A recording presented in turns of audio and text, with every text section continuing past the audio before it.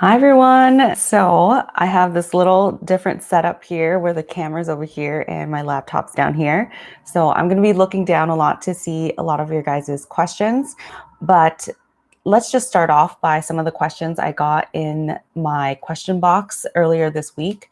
A lot of you guys wanted to know how to boost up your resume if you do take a year off, whether that be you didn't match into residency or you're applying to med school and you take that year off. What can you do to better yourself to look like a better applicant? And what you can do in that gap year just to fill up that space and make use of that year. So we'll start off there, and then I'll be looking at the live chat to see if you guys have any other questions that we can talk about. Okay. So let's explain a little bit about what matching is. So the process of medical school is that there's an application process where you get into medical school, and then there is a process where you interview for a specific residency. So it's the same thing as applying to medical school. You do the whole thing again for residency based on the subspecialty that you want to go into. I am in family medicine. What did my brain just blank? I'm in family medicine. And so I applied to family medicine residencies. I think you can apply anywhere from like 20, 30 residencies. I know there are people who went on 14 interviews. I went on a little bit less because I knew I wanted to stay in a specific area in the Pacific Northwest or in California. So I think I only went on like about 8 interviews, and I only ranked about 4 or 5 residencies. And so after you send in a rank list, and then you send in a list of ranking of how many residency spots that you want to go to potentially, and then the residency itself will submit a rank list. If your lists match based on a computer system, then congratulations, you get to go to that residency. So a lot of people say don't rank anything that you're unwilling to go to. And so there's that, but there's the chance that you might not match. I think based on the numbers for this past year, about 20% of medical students did not match into a subspecialty, which frustrates me because people always say that nurse practitioners and PAs have to fill in this gap for physicians because there is a physician shortage in family medicine. And like, it really hurts because all these medical students are well qualified. They just need a residency training spot. They've gone through all of med school. They did all their exams. They did the MCAT. So these are qualified future physicians, and we are not giving them that opportunity because there's no government funding. We're not expanding residency spots. We are only expanding medical school spots because that's where money is created. It's all about the money. So it's not actually a physician shortage.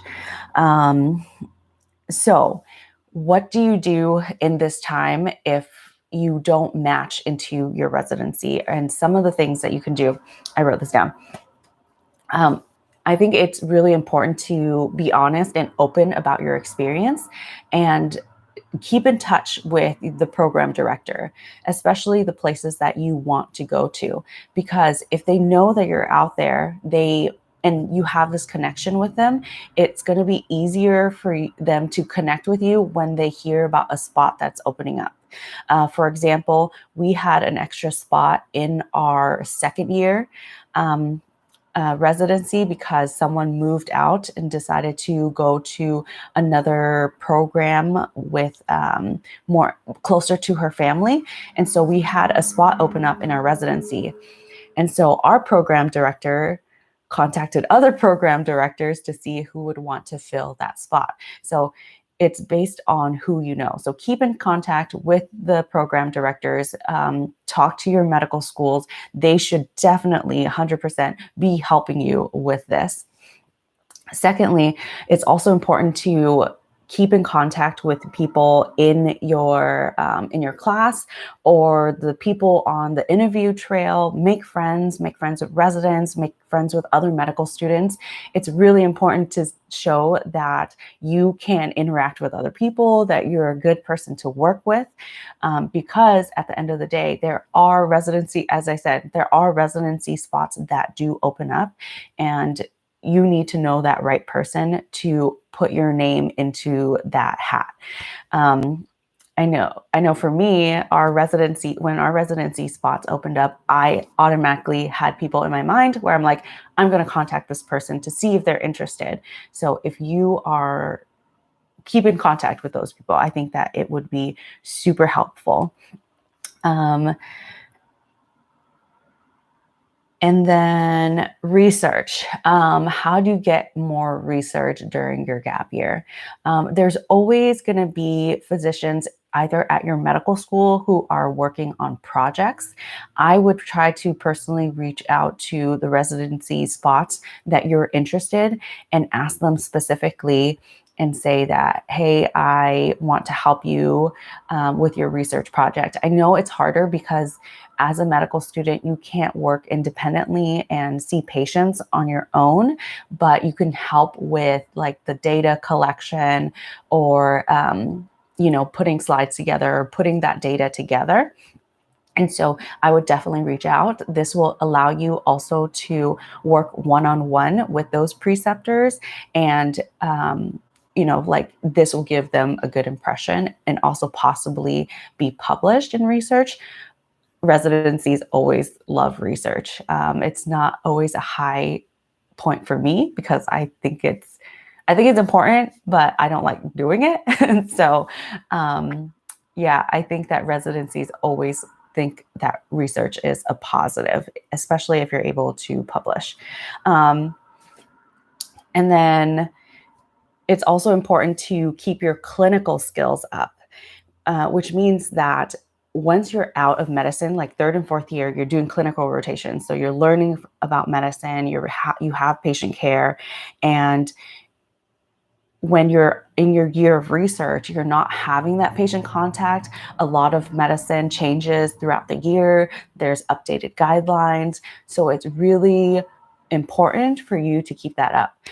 There had been recommendations in the past where you can continue scribing. That's a really good way to continue to, you know, be in medicine, be involved in medicine, and see how people are treated and what treatments to give them, what's the workup that they do. I would say that if you're interested in, say, emergency medicine, scribe there. If you're interested in family medicine, scribe there. If you're interested in dermatology, scribe there. Try to be in the field that you want your subspecialty to be in. And then there's also training for this. I read on the AMA website that you can do a EHR trainer. You can be a trainer. So a lot of things that people don't know about being a doctor is that you have to take so many notes and you have to document so many things. When you see a patient, you have to write basically every single thing that has been said or done, or what the differential diagnoses are, why you're doing a certain thing versus another. And the reason why you had to do this is because based on your note is how you get reimbursed. And so if you don't write anything, then you won't get reimbursed for anything. And so there are courses that you can take to become an EMR trainer. And so I think that that will also be a little bit different, that especially in family medicine, people would, be intrigued by that on your resume and then talk about it during your interviews. And then lastly, take step 3. So I know it sounds crazy, but you take step 1 during second year, and then step 2, and then if you're able to take step 3 and pass it, because usually you take step 3 while you're in residency, your first year. And if you don't pass that, then you're unable to really work during your residency until you pass that. So they want to see that you're able to pass. And if you're able to pass, it's more clinical knowledge that you have. It shows that you have that knowledge base and that you just need the opportunity to train somewhere, that you're a good candidate. And it will definitely set you apart from everywhere else. At least that will get your foot in the door, and that will give you more interviews. So the second time you apply, I would say the same thing for medical school, cast your net wide. I know it's really expensive. Like the whole process of applying to residencies and med school is expensive. But cast your net wide, and then you can narrow down later. You want to have options, and you don't want to limit yourself, because you might love something that is in another state that you didn't consider before. But as I said, residency training is anywhere from 3 to 5 years. In the grand scheme of things, it's not that long of a time. I know it sounds crazy, but it passed by so fast. And so for me, if I didn't, if for med school, I applied really widely, and I told myself that it was only 4 years and 2 years in didactics, and the other 2 years I can be rotating possibly anywhere. And so I can do that anywhere in my life. And so I was willing to sacrifice that to go to medical school. Okay, so question, would you also say emailing programs you apply to, letting them know that you're thankful and considering them? Yes. I would say definitely keep in touch with the program director or any of the residents. Email them from time to time, telling them how you're doing and that you're still interested in the program. This keeps you in the back of their mind to be able to contact you in the future or if something opens up. Let's see.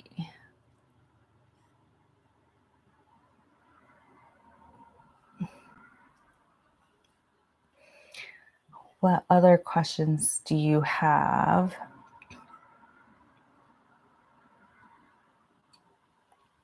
Yeah, I feel like that's the same for IMGs. I don't know specifically that.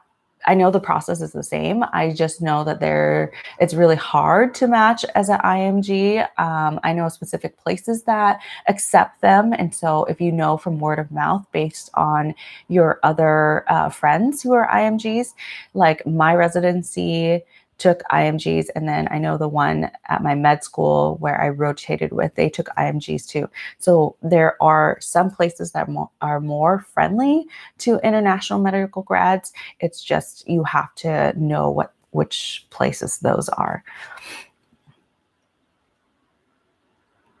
So talking specifically about matching family medicine, how the process works is that it's the same thing. You do an interview with the program directors and all the preceptors, and they talk together and they see who they like. And then the residents, we interview the applicants as well. And then we talk about who we like and make our list. And then together, we come together to make a full residency list, and we send that list in. And so if there's any red flags, if you offended like any of the residents, then you were probably going to be X'd off the list. The things that we actually look for in as a resident is how good you work with others. If you are willing to admit to your mistakes once you have made them, if you are able to go and look up information and study on your own, if you're able to teach, if you if you have autonomy and are assertive, those are the things that we look for when we are looking at our applicants. Because basically we're going to spend the next 3 years together, and we want to carry on a good reputation for our program. And so if you're able to work with other people, that is something that's probably more important than, say, your board score, at least to our program.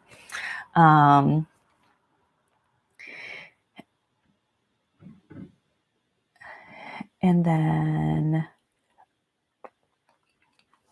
yes, I will also touch on public service loan forgiveness. A little bit has changed since AOC has been working her magic up in Congress, but we'll touch on that after I finish talking about a few other questions. Um,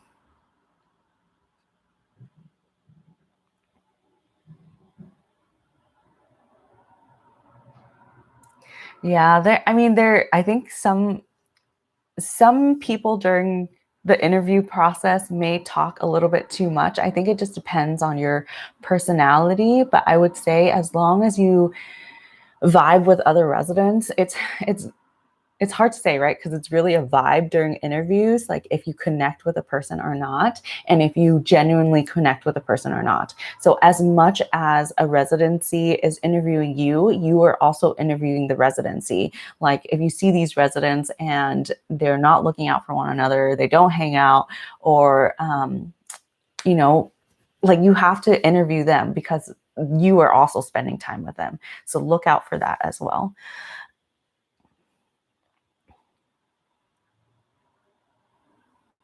Oh, I totally didn't know that, Ashley. She said, I don't know if this is common knowledge, but Missouri has an assistant physician job for graduating medical students who have not matched, worth looking into if you need a job in your gap year. Yes, that would be awesome if you can work as a PA during your gap year. That looks so good. I know that some people, like the radiologist that I worked with, matched into nephrology and then said that he didn't, no, not urology. He matched into urology and he was like, nope, I don't want to do this. I changed my mind. I want to do radiology. And so he, he decided to drop out, took a gap year, and worked as a physician, or worked providing care for patients at a tribal Indian reserve. And so he did that for a year and then went back and applied and got into radiology. I know there's transitional spots that you can go into too. And that's so a little bit more confusing. I do have a match video I'll link down below, but there are transitional years where, like say ophthalmology, they require you a surgical transitional year. So you have to match into this transitional spot, do 1 year of that, and then go apply to an ophthalmology program. I'm not sure if dermatology has the same thing, but some of the subspecialties require you to do that. So you can try to scramble into those spots if you didn't know about that. And your school should definitely tell you about those too. Yeah, we don't get paid anything as a resident, like up front. I had interviews in California where their pay was like $36,000.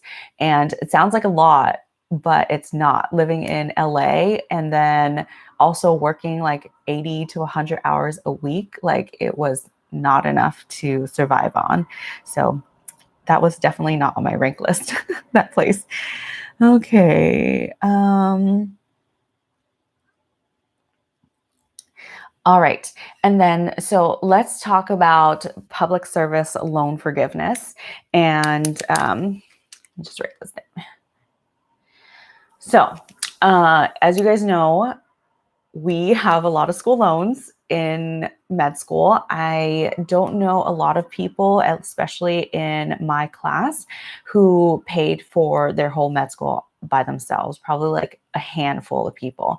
I took out loans to off everything, or pay for everything. That paid for housing, it paid for gas, paid for food, paid for my books, basically everything I needed to live, I took out school loans for.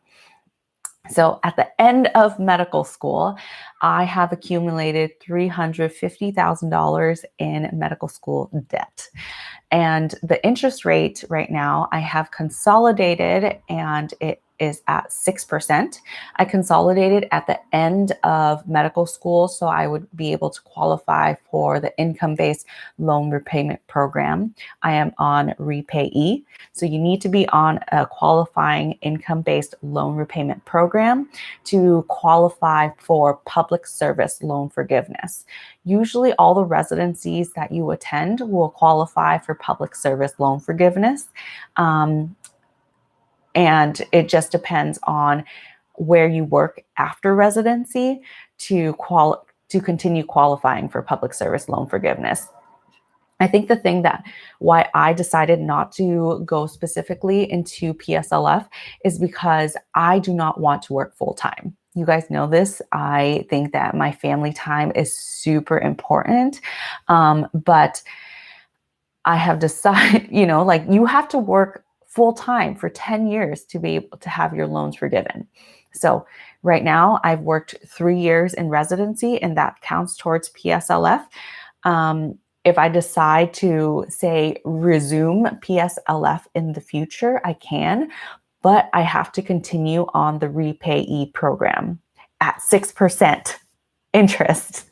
That is a lot of interest. So I am considering, like the plan has always been, wait until I finish 1 year of my attending job, because with RepayE, they always subsidize 50% of the interest that you don't pay. I also have a playlist on all these things down below. I'll link that playlist on loan repayment as well. But RepayE is the only program where the government subsidizes 50% of the interest you don't pay. So 6% of $350,000 is around 20% or $20,000 a year. And my interest rate only goes up by 10,000 only, but it goes up by 10,000 because the government cuts that down to say like 3% instead of 6%. Because in residency, I make like $0, not enough to, feed 4 mouths in my family. So I basically pay like a couple $100s to zero each month, and still that counted towards PSLF. So, after the first year of residency, your attending job, it still counts as like half of your residency and half of your real job. So I only worked from January to June, and then I had a couple months off and then started my attending job in October to December. So technically, if I file my taxes last year, I still did not make a significant amount of money. So this coming year, I will probably still pay $0 based on my income. Unfortunately, this does not count towards PSLF because the place that I work for, the company does not qualify for PSLF. So you have to work for a qualifying hospital or institution. There is a difference though now. So AOC said that now they passed a law where you don't have a tax bomb on anything. So prior to this, PSLF was the only loan forgiveness where you did not have a tax bomb. And say you did income-based loan repayment where you're paying the minimum up to 10% on your income. And then if you still say I have $350,000 and I pay monthly, but I'm not paying enough to cover the interest, and at the end of say 25 years, I still have like $500,000 left because it kept growing, then that forgiven $500,000 would be taxed as if I made that much money. Now that is not the case anymore. Now that is taken off. So you would have to recalculate how much, like what are the benefits of just sticking out with the income-based loan repayment program or with PSLF. I just can't have that loan hover over my head for that long. I don't want to sit with that much money like lingering over me, and you have to pay this off, guys, because it never goes away, and then you won't be able to retire. And so I'm planning to possibly refinance somewhere, probably private, and then get down to the lowest interest rate possible and just pay it off aggressively over the next 2, 3, possibly 5 years, and then just relaxed from there. That is just my personal opinion. I know some of my friends are just sticking with income-based loan repayment because it's easy and they don't have to think about it. And then in 25 years, it's gone. Or some of my other friends are working full time, so they're continuing to do public service loan forgiveness. It just depends on what works best for you. So keep that in mind, that you don't have the tax bomb on anything anymore. Yeah, so working part-time is awesome. I just want to say that I know I advertise family medicine a lot because I'm a family medicine physician, and it brings me so much happiness, and I think the job is so fulfilling. Um, but I want to say that it is likely that you will be able to have work-life balance in almost every subspecialty that you want to go into. You have to sacrifice possibly location or possibly pay, but you have that choice. I think some of the harder ones to have work-life balance is surgery, like general surgery, just because you don't know when people are going to be in a trauma. You don't know when car accidents are going to happen. And you don't know when an appendix is going to burst, or like, you have gallbladder issues, or like babies. OBGYN, it's harder if you don't know when the babies are going to come out, if they're not a scheduled C-section. So those are more unpredictable and you have to be on more call. But say like if you're in dermatology or ophthalmology, it's very rare that those surgical specialties have major call schedules or hectic work schedules, and you can cut back and work more on a part-time basis. So, I know family medicine, like I always advertise this, but I want to be honest about this, and you can choose the life you want to live. I know it's really hard because you have to sacrifice so much money, and have so much school loans, but those are the trade-offs. Let's see. There's a lot of questions here. So if I don't answer your question, just comment again so I can see it. Let's see.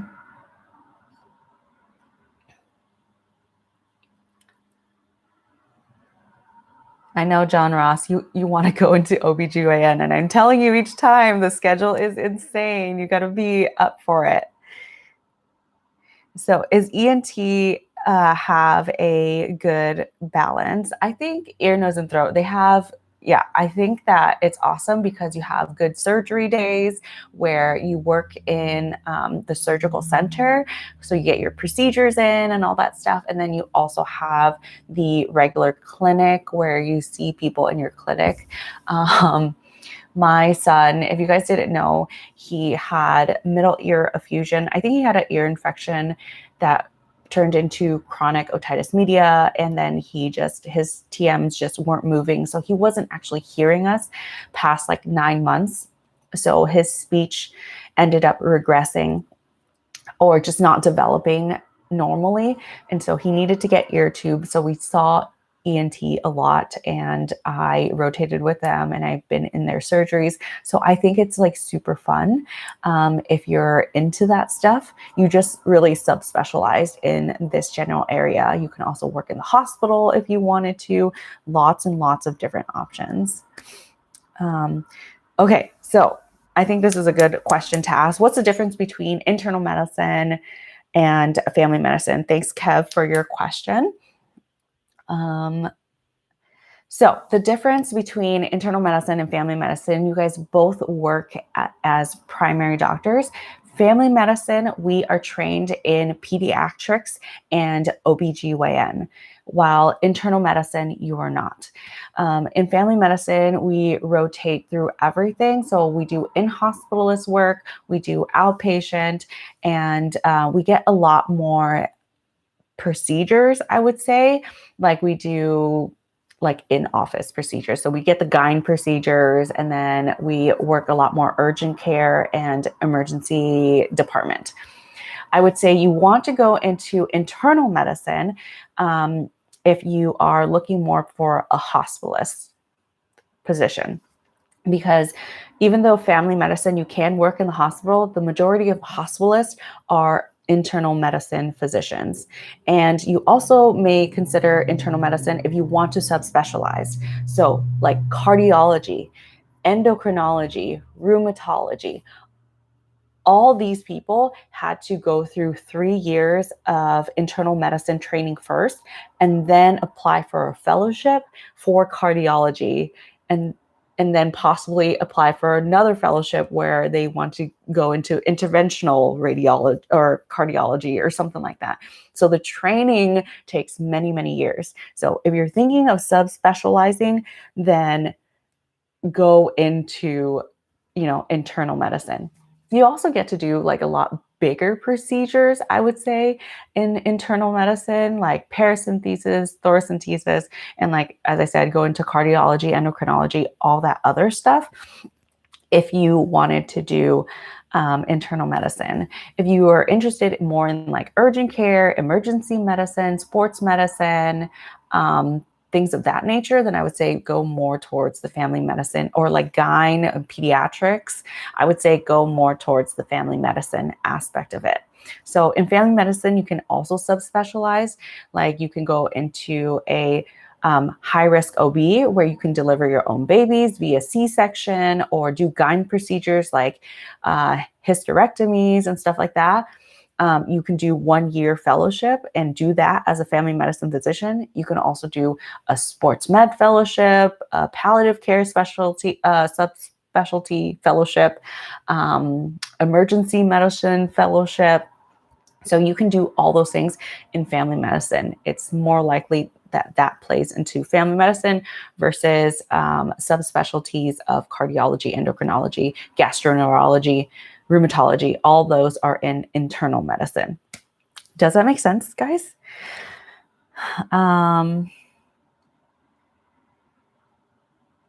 Yeah, so I had a lot of family medicine docs who deliver their own babies and did cesarean sections and all that stuff, more in rural areas. But it's like very accepted in those areas.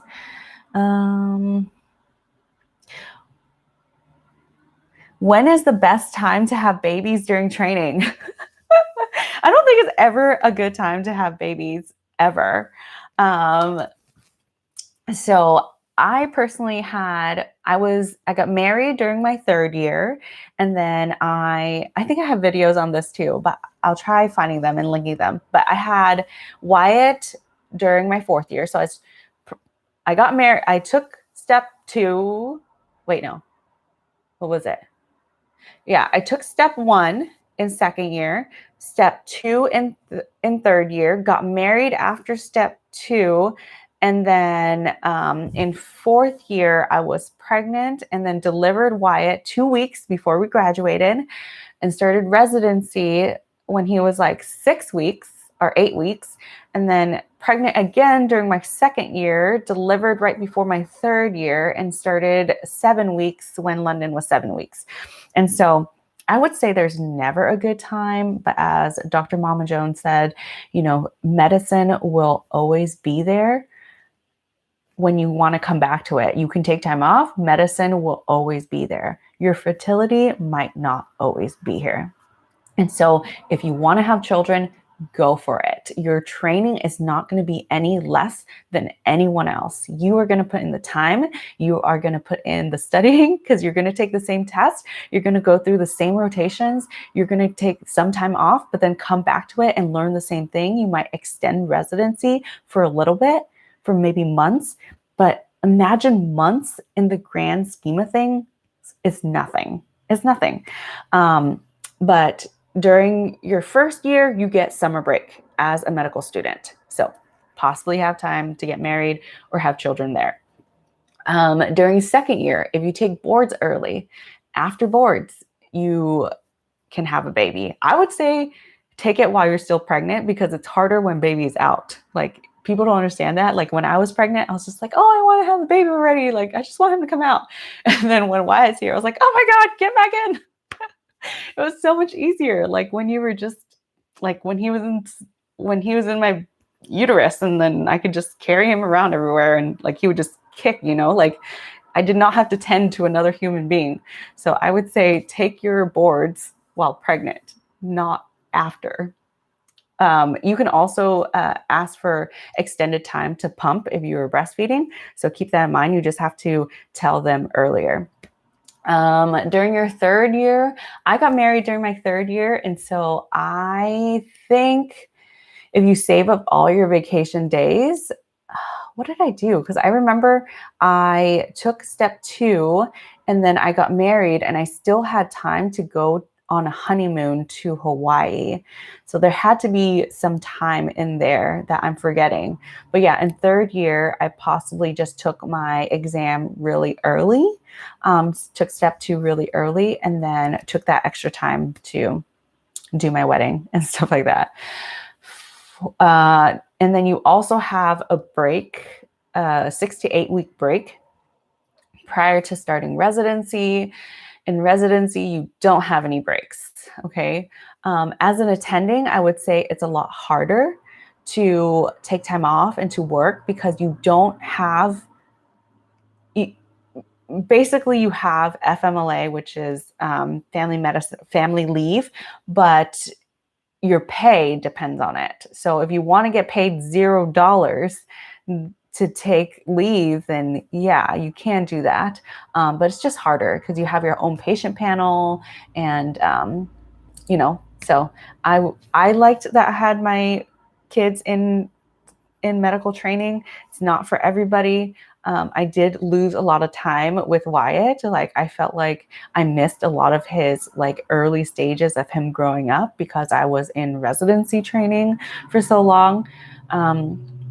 But I'm here now and he doesn't know that I was gone. And he knows like the most important part of his life is like when he remembers me, right? And he remembers me now and he knows that I'm always here with him. So I am very happy about my own choices, but then again, these are my choices. Do what is best for you and your family. If you feel like the best time is now, then start.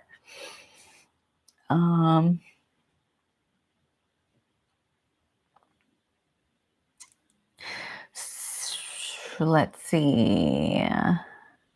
So when interviewing for residency spots, like some people, when interviewing for residency spots, the program director and the attendings will know if you passed or failed your step, but the residents will not know.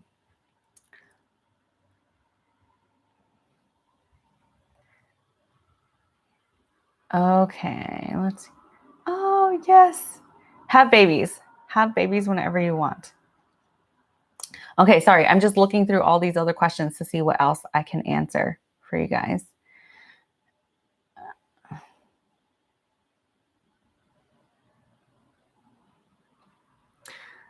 So what specialties are most conducive to working from home?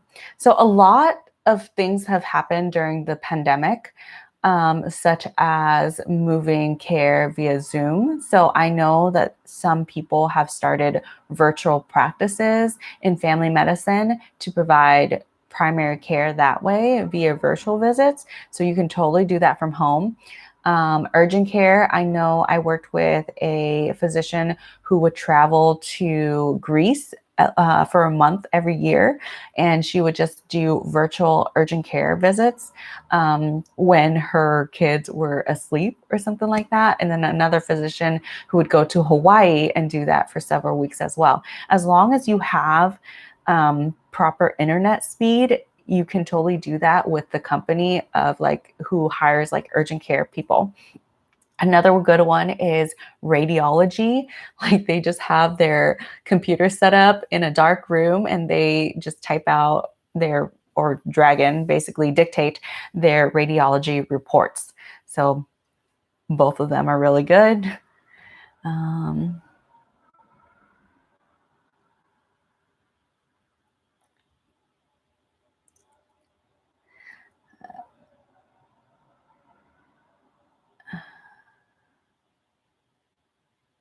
okay, and then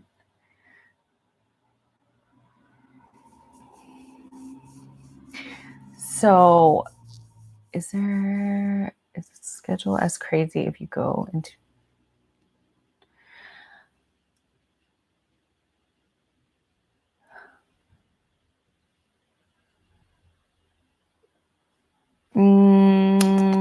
let's see. A specific question for me. For the loan repayment. Specific question on your loan consolidation prior to repayment. Was this deliberate action or something automatic when you applied for? So I had to deliberately consolidate. And so I think there was one loan that didn't qualify, but if I were to go back, I would not have consolidated. I would just have told them, I want all these specific loans that qualify to go into the income-based loan repayment program. For some reason, I thought that I had to consolidate in order to qualify for the income-based loan repayment program, but that's not the case because I had at least one other resident who was able to get his loans into the income-driven plan without consolidating. And the reason why is because when you pay back loans, it's better to pay off the highest interest rate first. So obviously your loan decreases. When I consolidated, the higher loans balanced out the lower loans. So now they're in the middle. And so I will always be at a 6% interest rate. And there's no way for me to change that unless I try to transfer my loan to private and consolidate it again, which has its benefits because it decreases the interest rate, but at the same time, all your interest will capitalize, which means that it will become principal and then your loan grows faster, basically. So my tip is not to consolidate, just move all your loans into the income-based loan payment program, and then all the ones that don't qualify, just leave it out, and then you can pay those from there. Do I ever fear I will forget procedures? If you're taking a break from medicine, is there any way to combat this? I think that happens to physicians all the time where they don't use a skill and then they just don't feel comfortable doing those procedures anymore. And so they lose that aspect of medicine. I never want to do that. Like I love procedures in my practice. I think it breaks up my schedule. It's very hands-on. And so if that happens to you, there are always courses where they're called continued medical training education, where you can take to relearn these procedures. Like there are stuff for paracentesis, central lines, like all this other stuff that you can do to help with that. Each year, as an attending, you have to go to at least 50 hours of continued medical education training. And so there's that. So don't feel worried. I would say there's always opportunities to learn more and do more if you wanted to.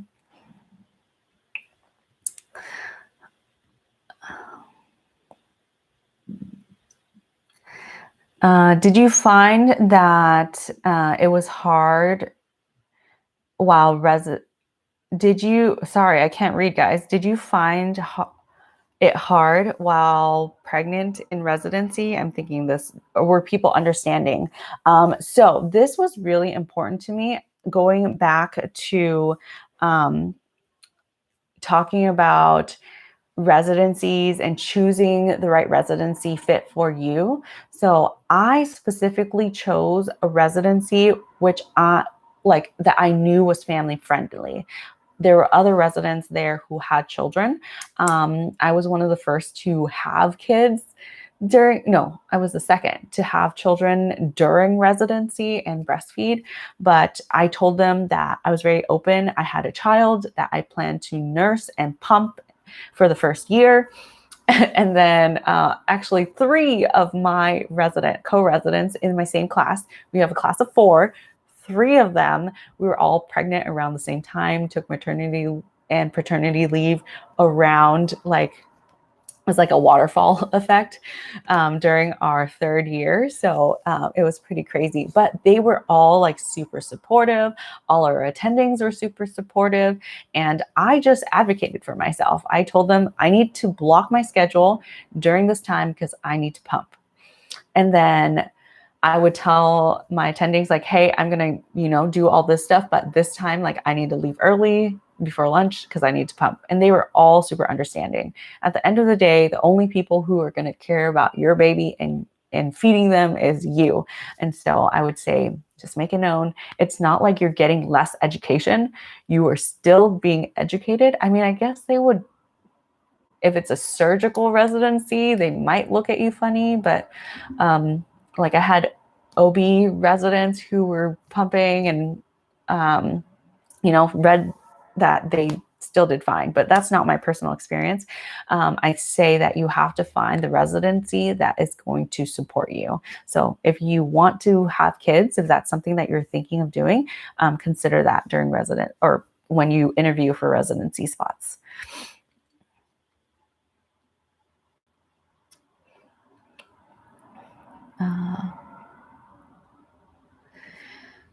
Okay.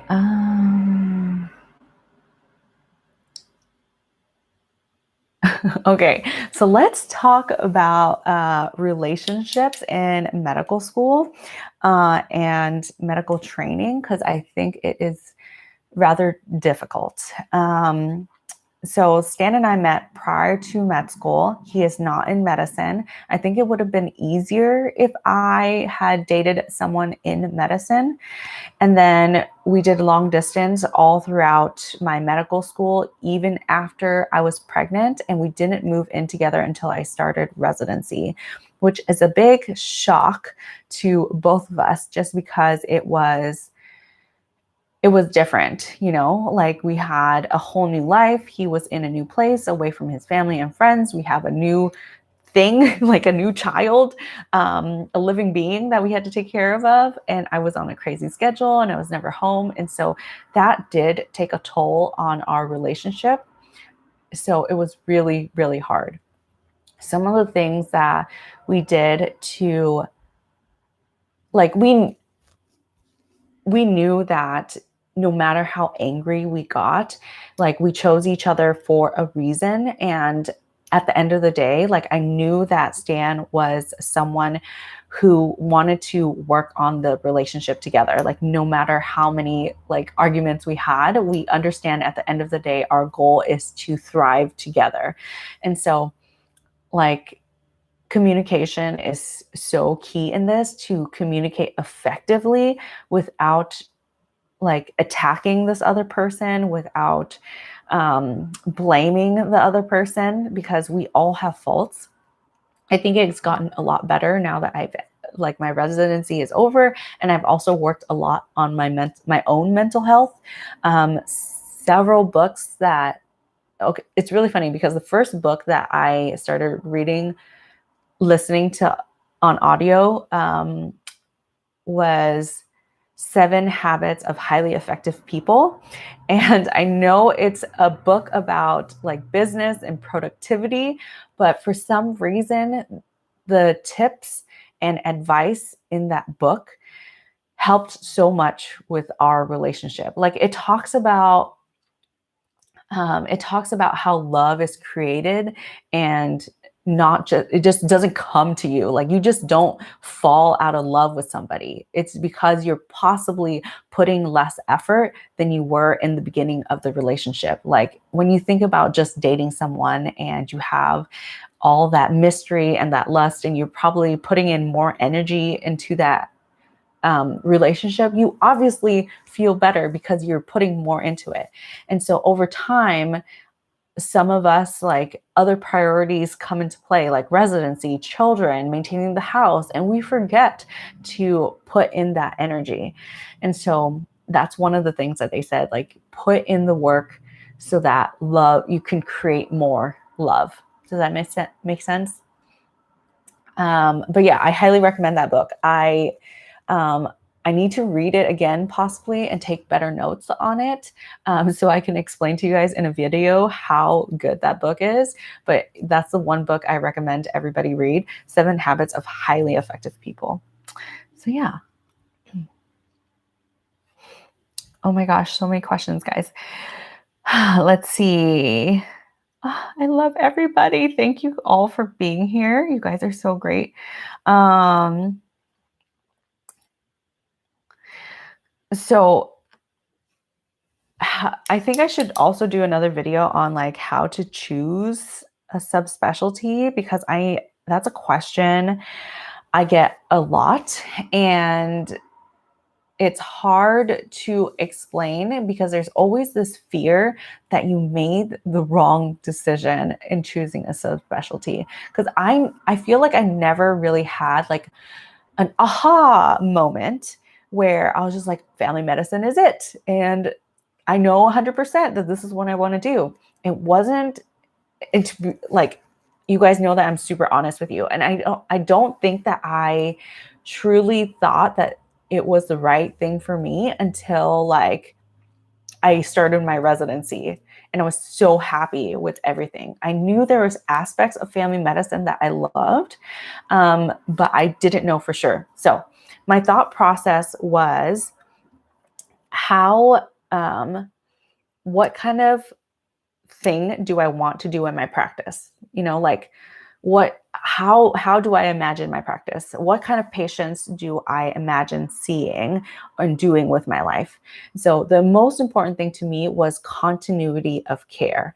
It was so important for me to build relationships with my patients, and that's what I wanted. Like, it can be in any subspecialty as long as I had that continuity over time, and understanding my patients and being there for my patients and being, like, really part of their family. So that's number one. Number two, I knew that I wanted to do OMT. That's a passion of mine. I had one point thought that I was going to do solely OMT and just go to a neuromuscular medicine residency and do that. But I felt like I was, like, limiting myself. And so I knew that that was something I can possibly do, like, start off family medicine and move to solely OMM in the future if my practice became too busy. So I knew that I wanted OMM. Third, I knew I wanted procedures. Like, I love procedures. Like, I love skin biopsies. Probably my favorite thing in the world to do is complex skin closures. Like, I had people come into the emergency department or urgent care all the time where, unfortunately for them, they got their hand stuck in something, and, like, it's all jagged and stuff. And I clean it out and I suture it all up. Or else, like, closing wounds where it has to be a deep closure. Like, I took a skin cancer out of this guy's arm, and I had to do like a mattress underneath, and then subcuticulars, just because, like, you want to take the tension off the skin. If you just do a simple interrupted in the top, like, it's too much tension, it pulls apart. Sometimes that can cause keloids in people, or just a thickening of the scar. Or if it opens, then you can have secondary healing by secondary intention. And so it just doesn't look as nice. And so I really enjoy doing those. I love gyne, honestly. Like, I love gyne procedures. I do colposcopies on a regular basis now. But I knew that I want to have that in my practice. And I also love gyne. Like, I love talking to women and empowering women to make their own choices. I love talking to people about, like, consent and understanding their own body, and just, like, empowering, people to make informed choices. Like, that brings me so much happiness. And so when I thought about all those things as a whole, I thought that family medicine was the only right fit just because I loved, I basically loved every single thing that, or every single rotation that I've been on. You know, like I loved surgery, I loved dermatology, I loved OB-GYN, like I loved urgent care, like every rotation I went on, I loved. And so like I thought podiatry, sorry, I was thinking podiatry, but like, so ultimately I thought that family medicine was the right choice for me. And if it wasn't the right choice, like there was always that opportunity to go into a fellowship if I wanted to do cesarean deliveries, like high risk OB, because OB was one of the things that I thought that I wanted to do too. So I would go into a fellowship and still be able to do C-sections and deliver babies and all that stuff. Or like if I wanted to do sports med, I can do that. Or if I wanted to do ER, I can still do that. So the options were still open to me. I just knew that this was the path. This was the right direction. But now, like as an attending, like residency was awesome. And that whole experience was great. And I love family medicine so much. But I feel like now that I have like my own patients who come specifically and where I have my own patients who come specifically to see me and who have chosen me specifically, like it's a totally different feeling, such an amazing feeling that I have not experienced before. And it's so great. Like I can't even put into words how great this is. But yeah. So if you are anywhere doubtful, like just reach out to your mentors, like just think in your head, like, is this something that I would do even if the people around me are not the people that I enjoy? Like, can I imagine doing this when I'm 65 or 70? Do I want to still do this when I'm 65 or 70? So those are some of the things that you should ask yourself on whether, like, what subspecialty to pick. So yeah. Attending once told me in med school when we asked this, he said, like, you have to think of it as medicine versus surgery. So do you want to go into a surgical subspecialty or do you want to do more medicine?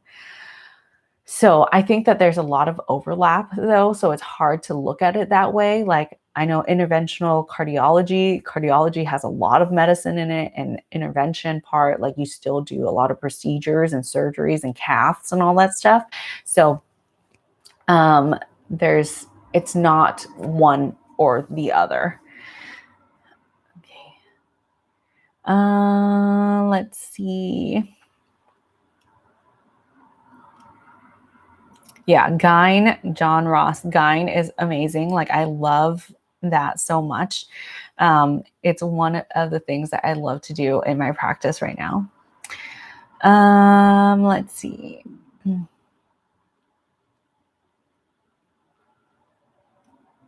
Yeah, so I want to start doing these Q&As more. I don't know how you like doing them. I think it's like a lot easier for me when I put up like a question thing on the YouTube community page, and then we can all like ask questions. And so I'll have like something to talk about when we do these lives. But comment down in the comment section, like what days are good for you. I was thinking like maybe Thursday around lunch or in the morning or something like that, like coffee with Jen or something. I don't know. But we'll work on that. I think that this was like so fun. I love interacting with you all, and I love like reading through your questions live. You guys can also I'm also on Instagram if you want to DM me. I take some time to go through my DMs because I get a lot of them. So just be patient if I haven't gone back to you. I also try to answer a lot of my questions on the YouTube comment section, just because like I know a lot of people will have the same questions. And so if you feel comfortable enough to ask your questions there, then like I can give you a really thorough response on there too. But if you don't feel comfortable, like please don't feel the need to do it there. Just like DM me or something like that. So let's do this again. Oh my God, Cindy, you're here? Hello. But yeah, thank you all for being here. Like, I appreciate every single one of you. I'll put timestamps, hopefully, on of everything we talked about in the description box. I'll also link some of the videos that we've talked about. But yeah, love you guys. So I think I'll end it here because I need to spend some time with the kids. Wyatt has soccer today. So yeah, I'll be on Instagram tomorrow. And hopefully we'll do this again soon. Okay. Love you guys. Bye. Bye, bye, bye.